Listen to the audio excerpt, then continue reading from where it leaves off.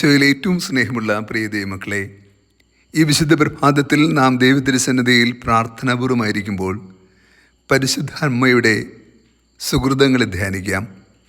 ഇന്ന് ആഗോള തിരുസഭ പരിശുദ്ധ ജപമാല രാജ്ഞിയുടെ തിരുനാൾ ആഘോഷിക്കുന്നു. ഈ വിശുദ്ധ ദിനത്തിൻ്റെ നന്മകളും പ്രാർത്ഥനകളും നേരുന്നു. ഒക്ടോബർ മാസം പൂർണ്ണമായി നാം ജപമാല മാസമായിട്ടാണ് ആചരിക്കുക. ഒരു അമ്മയുടെ കരം പിടിച്ച് ക്രിസ്തുവിൻ്റെ തിരുഹൃദയത്തിലേക്കുള്ള തീർത്ഥയാത്രയാണിത്.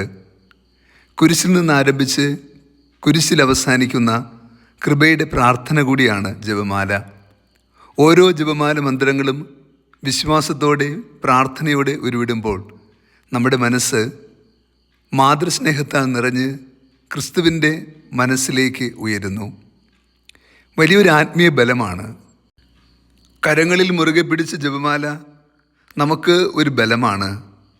ജീവിതത്തിൻ്റെ പ്രതിസന്ധി നിറഞ്ഞ സാഹചര്യങ്ങളിൽ ആരോ കൂടെയുണ്ട് എന്ന തോന്നൽ നമുക്ക് നൽകുന്നു.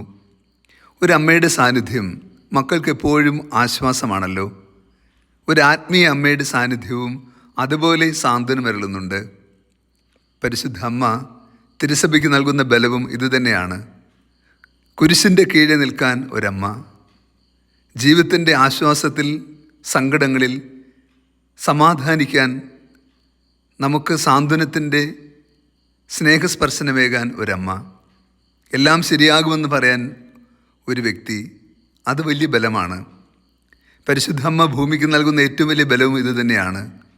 യേശു പറയുന്നത് പോലെ ചെയ്യുവാൻ നമ്മെ പഠിപ്പിക്കുന്ന ആ നന്മയുടെ പാഠപുസ്തകം ജീവിതം മുഴുവനും ക്രിസ്തു സാക്ഷിയായി തന്നെ അവൾ ജീവിച്ചു. പിതാവിൻ്റെ ഇഷ്ടത്തിന് മുമ്പിൽ പരിപൂർണ വിധേയപ്പെട്ട അമ്മയുടെ ജീവിതം ഭൂമിക്ക് നൽകിയ ഏറ്റവും മനോഹരമായ സ്നേഹസമ്മാനമാണ് ജപമാല മന്ത്രങ്ങളിലൂടെ വചനമായി രൂപാന്തരപ്പെട്ട ക്രിസ്തുവിൻ്റെ സ്നേഹത്തെ നാം ധ്യാനിക്കുന്നത്. ഓരോ ജപമാല മന്ത്രവും പ്രാർത്ഥനാപൂർവ്വം ഉരുവിടുമ്പോൾ നാമും കൂടുതൽ കൃതജ്ഞതാഭരിതരായി വിശ്വാസത്തിൽ ബലമുള്ളവരും സ്നേഹത്തിൽ തീഷ്ണതയുള്ളവരും മാതൃസ്നേഹത്തിൻ്റെ ആത്മീയതയിൽ അനുഗ്രഹീതരുമായി തീരുകയാണ്.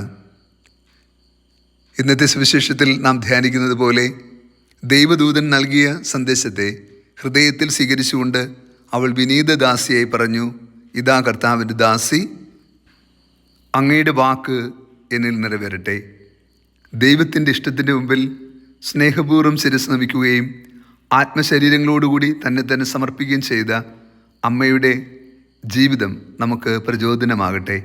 പരിശുദ്ധ അമ്മയെപ്പോലെ നിർമ്മല മാനസരായി ജീവിക്കുവാനും ജപമാല മന്ത്രങ്ങളിലൂടെ ക്രിസ്തുവിൻ്റെ ഹൃദയത്തിലേക്ക് തിരികെ നടക്കുവാൻ വേണ്ട ആത്മീയ കൃപാവരങ്ങൾക്കായി ഈ ദിനം നമുക്ക് പ്രാർത്ഥിക്കാം. പരിശുദ്ധ അമ്മയുടെ മഹനീയമായ മാധ്യസ്ഥം നമുക്ക് ജീവിതത്തിൽ ബലമാകട്ടെ. കർത്താവ് നിങ്ങളോട് കൂടെ. സർവശക്തനായ ദൈവം, പിതാവും പുത്രനും പരിശുദ്ധാത്മാവും നമ്മെ സമൃദ്ധമായി അനുഗ്രഹിച്ച് ആശീർവദിക്കുമാറാകട്ടെ. ആമേൻ.